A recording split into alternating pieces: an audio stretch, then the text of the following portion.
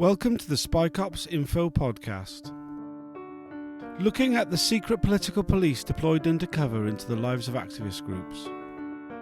Hashtag SpyCopsPod. Episode 22. Tilly Gifford. Part 4 of a mini-series on informers, grasses and infiltrators.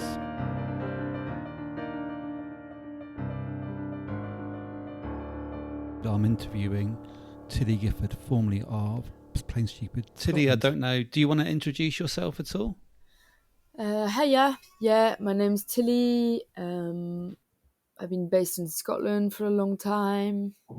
I was targeted by undercover police in 2009 in Scotland, which is what brings me to this podcast space here. Okie doke. Thanks for that. Yeah, so Tilly, thanks again for speaking to us today. I mean, going back to 2009, can you just really just give us the background and describe your experience as best you can remember from, what is it now, 12 years ago? 2009, I was targeted by the undercover police in Scotland, and that in itself was quite a big event and episode of a lot of learning. But what was noteworthy is that was a year before, like the first of the Spy Cops was uncovered in 2010, which was Mark Stone. So the cultural landscape around those things was really different as well, just to state that. And also that event led to me being eligible to push for an inquiry to happen in Scotland, because at the moment in Scotland there is no inquiry at all into undercover policing. Like, the inquiry stops at the border. It's just for England and Wales. So that incident in 2009. But what campaigning were you involved with around 2009? So in 2009, I'd been involved with quite a few years with environmental campaigns. One of them was a group called Plain Stupid, which was taking direct action against the aviation industry for its contributions to climate change. And in 2009, we had very safely and responsibly shut down Aberdeen Airport. It was a fully accountable action. And about maybe 2 months after that, I was targeted by the undercover police. Or maybe, at least that's when we came to know. Maybe we'd been followed for longer. We don't know that. But that's when it came to light, at least, that I was being targeted by the undercover police. And to date, we still don't know who these people were, like which department they worked for, who deployed them, why, if they were Scottish police, if they weren't. Well, we still know nothing to date about who these men were. About 2 months after we had done that action in Aberdeen Airport, I got arrested for being in a derelict building in Glasgow with some friends. It was completely harmless, a derelict factory. And they found us leaving it, and they were like, okay, it's quite clear that you guys are just looking around a derelict building. It should be fine. We're just going to check your names, and then, you'll be free to go. It shouldn't be a problem. And then they checked my name, and they're like, actually, no, we're going to arrest you. And they arrested me with housebreaking with intention to theft, which is crazy. It was literally a building with like no doors and no walls, you know. And then they kept me in the cells for the whole weekend. I think we were arrested on the Friday and I got out on the Monday. And in that time, I was interviewed quite a few times by different sections of the police, like multiple times interviewed. They really wanted to know about activism. They wanted to know about Plain Stupid, and the G20 was due in London not long afterwards. So it was a lot of questioning about all of this. And then on the Monday, when I was released, they confiscate all your possessions, right? And they put them in the Ziploc bag. Anyone who's been arrested will be very familiar with this.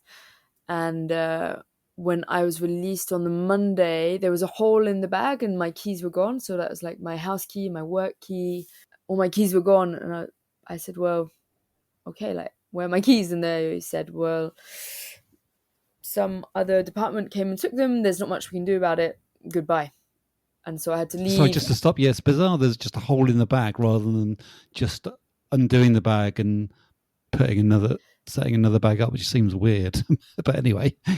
Yeah, and also absolutely no explanation and accountability. You think their work would be made more simple by themselves if there's even a note saying this is where they are, this is why they're taken, or something. There was literally nothing, and they were like, I'm just really sorry, can't help you. No, they didn't say really sorry. There's like, can't help you on your way.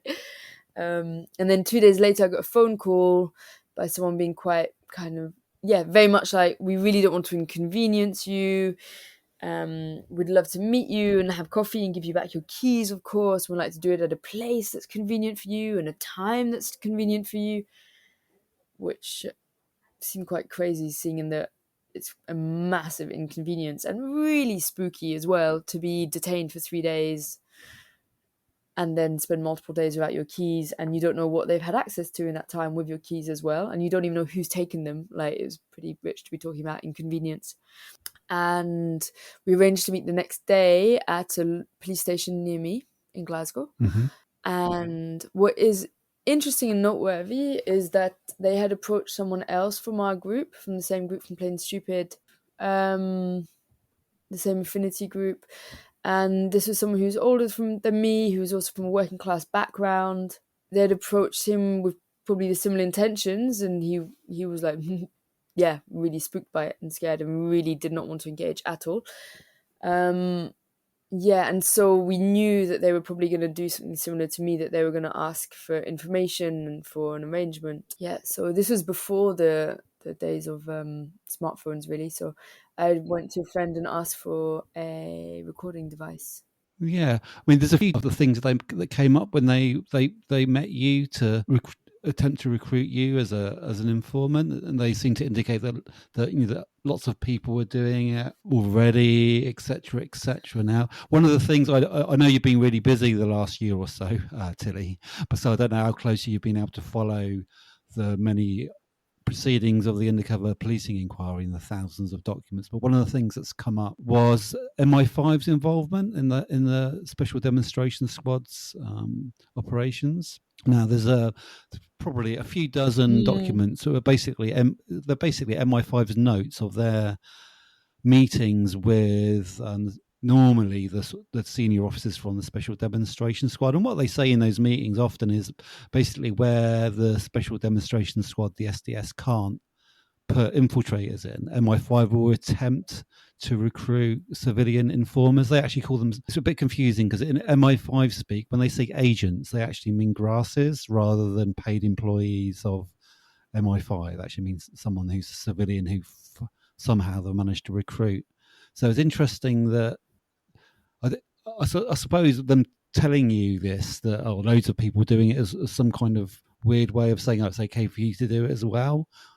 There was kind of, do you think that was the case, rather than them giving you vital information about their supposed network of informants?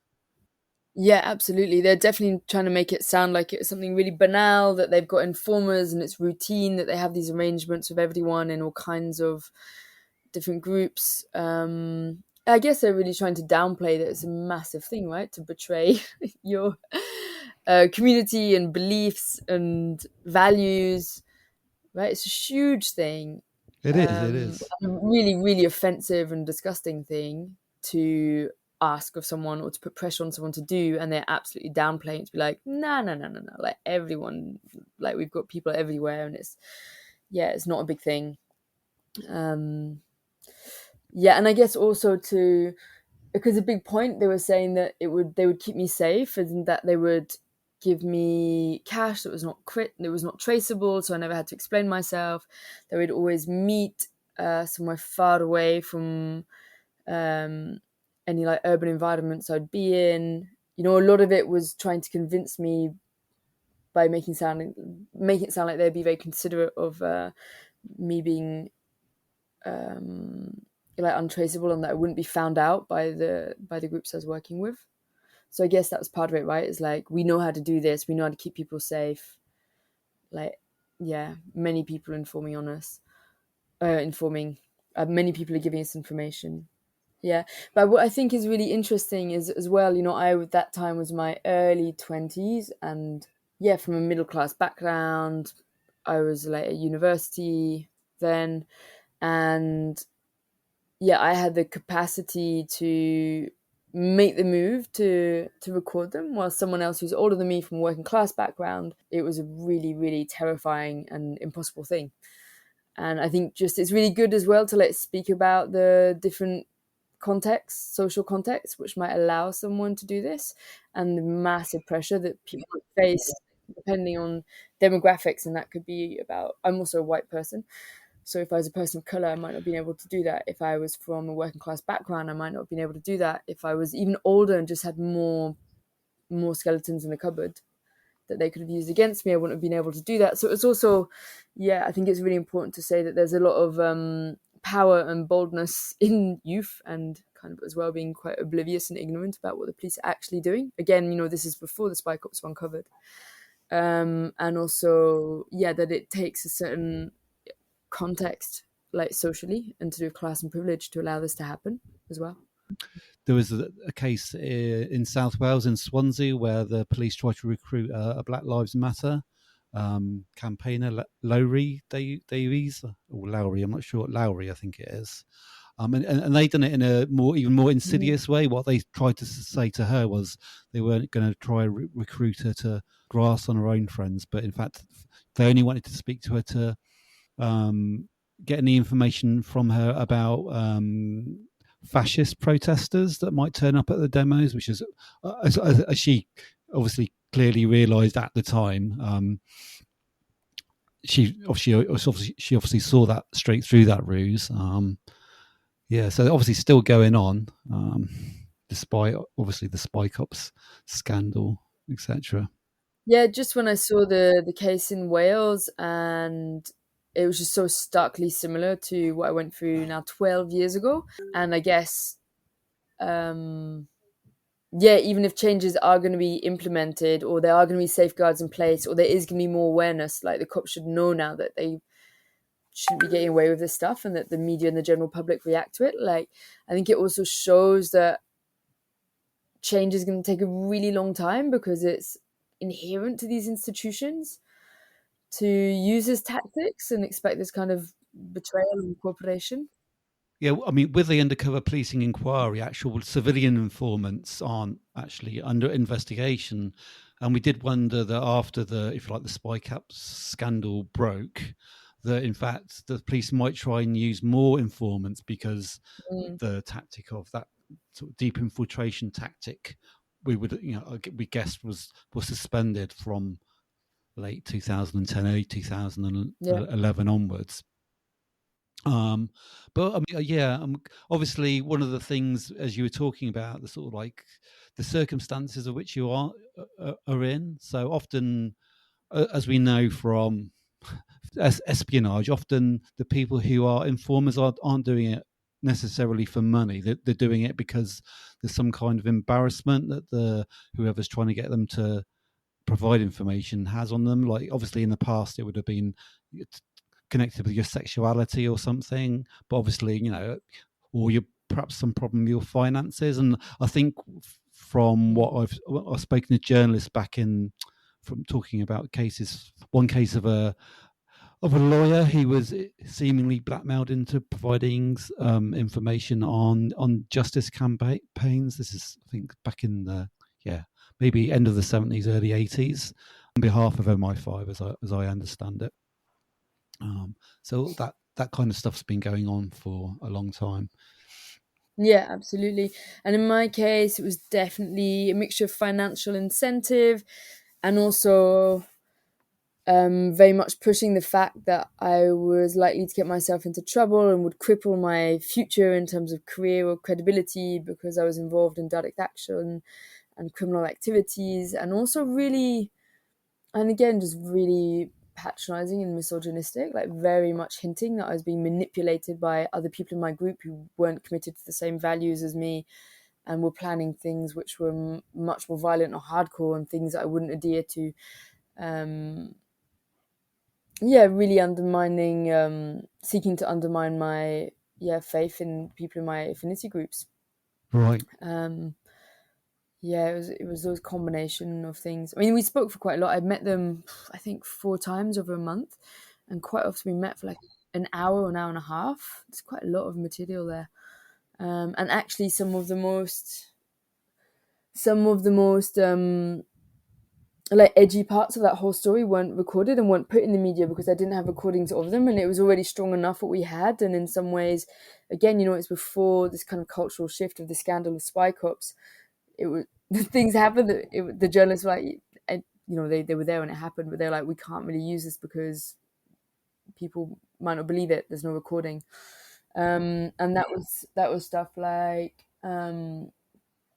At that point, we had our lawyers were trying to find out who these people were, who these two men were who were contacting various ones of us and who'd contacted me, and they had called Strathclyde police a number of times, like, as lawyers, as people who know their way through the system, and Strathclyde police were like, stop calling us. There's no one to these names on our databases. Like, leave us alone.